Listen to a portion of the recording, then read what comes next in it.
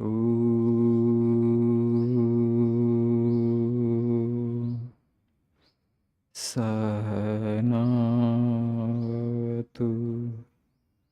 Sahanau Bhunaktu Sahaviyam Karavavahai Tejasvi Avadhitamastu Ma Vidvishavahay. Om Shanti Shanti Shanti. Om Asato Ma Sadgamaya Tamaso Ma Jyotirgamaya Mrityoramritangamaya. Om Shanti Shanti Shanti.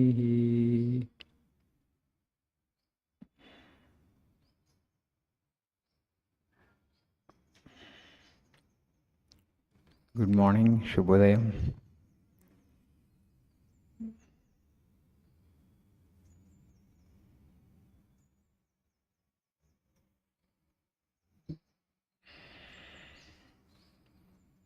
So we all want peace of mind.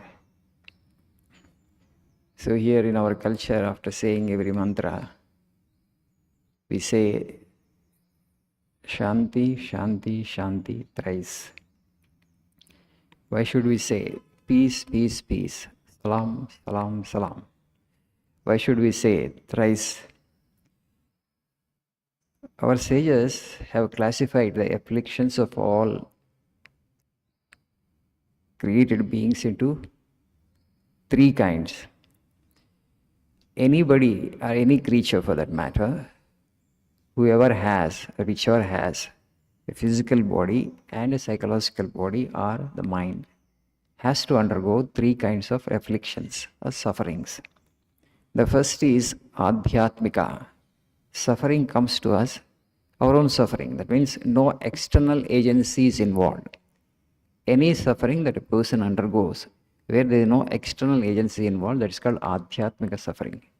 All the stress, anxiety that we undergo, maybe indirectly the external causes may be there, other agencies may be responsible, but it is all from within, right? Most of the times we suffer not because somebody else is making us suffer, because we think, we respond in such a way.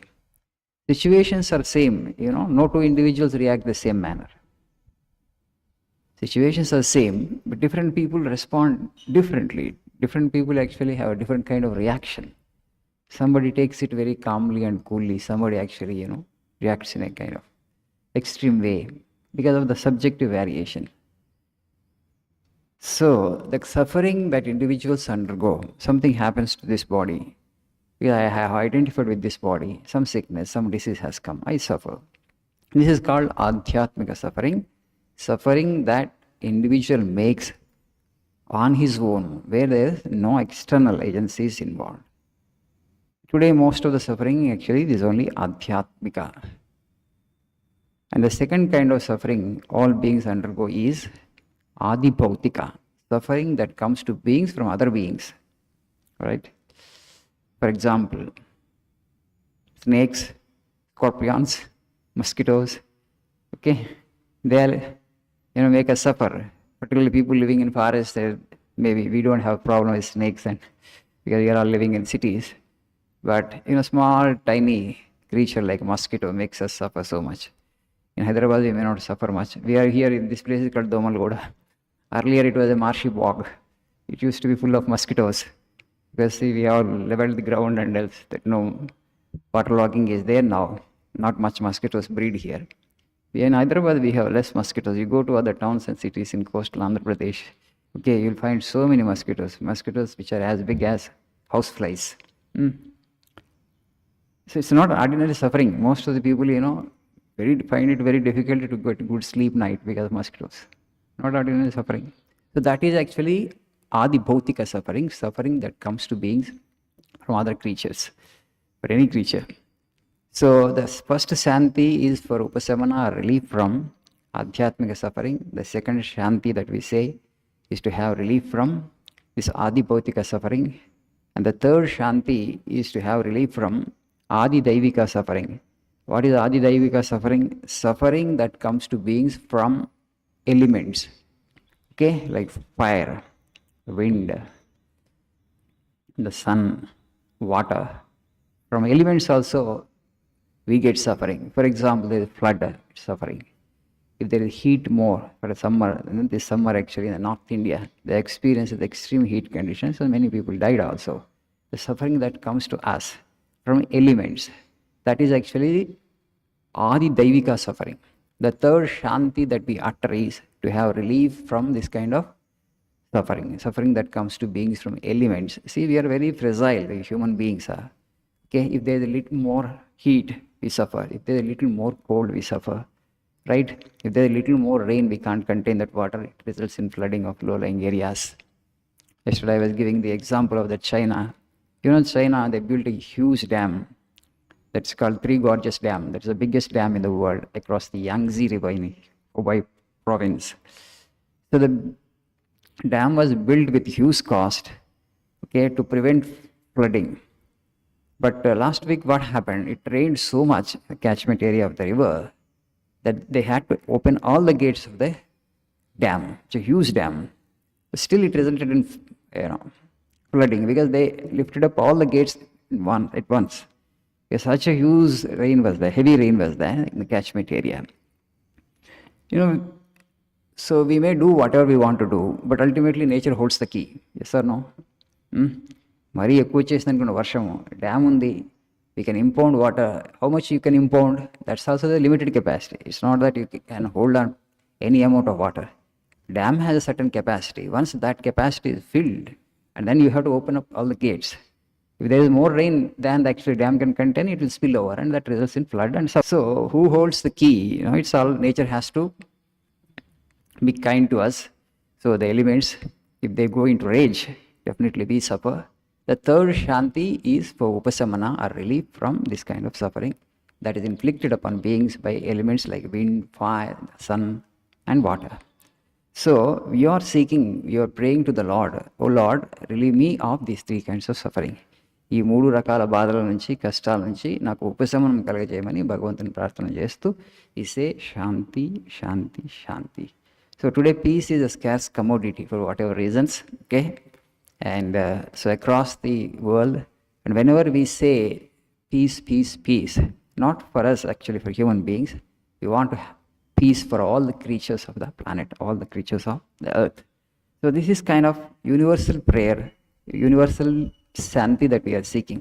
Vivekananda would say again and again, there is no other race which has contributed so much for human progress and towards world peace as India has contributed. Because we have this idea of Vasudhaiva Kutumbakam, world is one family.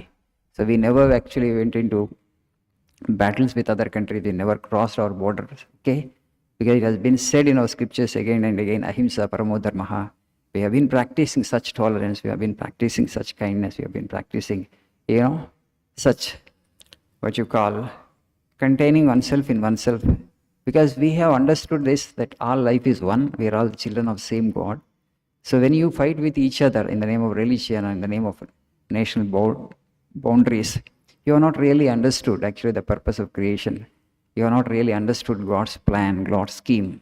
Because it has been told again and again, this Advaita, nowhere else in this world, this lofty ideal of Advaita, non-duality, there is no distinction between life and life.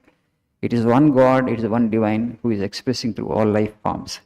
అందరూ కూడా ఒకే భగవంతుడి యొక్క విభూతులు, అన్ని సృష్టిలో అన్ని జీవులు కూడా. ఈ అండర్స్టాండింగ్ ఉండబట్టి మనం ప్రకృతిని కూడా ఎప్పుడూ నాశనం చేయలేదు. We always have seen the external physical universe also as a manifestation of the divine. And we also have respected the rights of the animals also to live.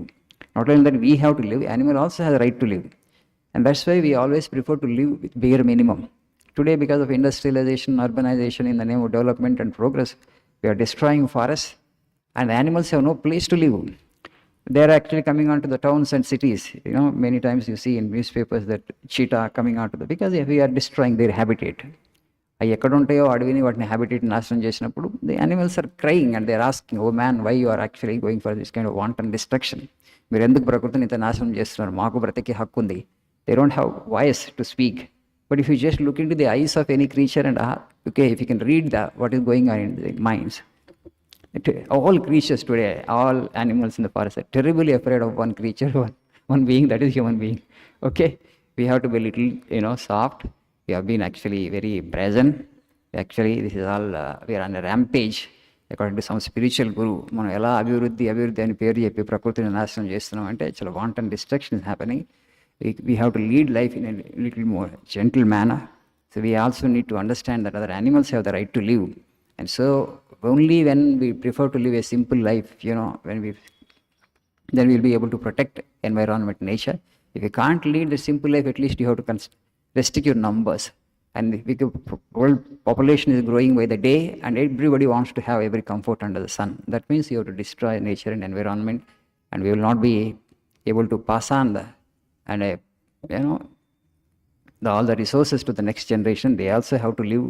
Okay, that we need to understand this. We have to keep this in mind and conduct ourselves in a little more gentle fashion. Okay, thank you.